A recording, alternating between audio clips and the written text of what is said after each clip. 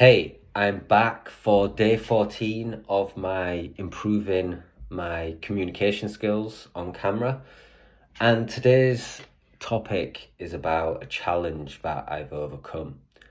So I think when I reflect back to potentially my early 20s, I would say I was quite shy and introverted, and I still deep down am quite an introverted person, but I've worked a lot on my confidence and my ability to speak to people to the point now where I mentioned I was recently in New York and I have no problem going into bars, coffee shops by myself and starting conversations with random people.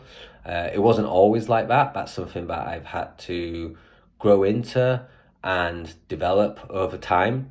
And I think it's like anything, one of those skills that you need to practice. So start small, start by just asking people for the time, even if it's something that you really want to make a conscious effort to improve. So start asking people for stupid things like directions, the time, where you can get things, and then just recognize that most people are quite open to helping you and quite open to stopping and having a conversation. And I think from there, a great way of practicing is to comment about what's happening in your environment. I'm British, so we love to talk about the weather. That's a great one. If you stood at the bus stop, make a comment about the weather.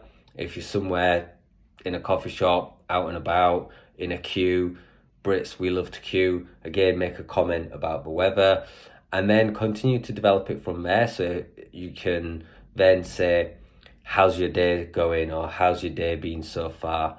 So it's really about practice and it's really about exposing yourself over time to repeated practice and getting an opportunity to put yourself out there and slowly trying to extend the conversation a little bit longer.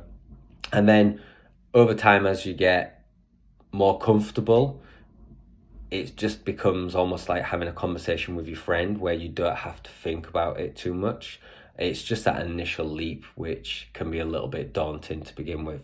So those are my top tips for how I overcame that challenge and sort of grew my confidence. I think the final thing is don't rush it. It's a journey.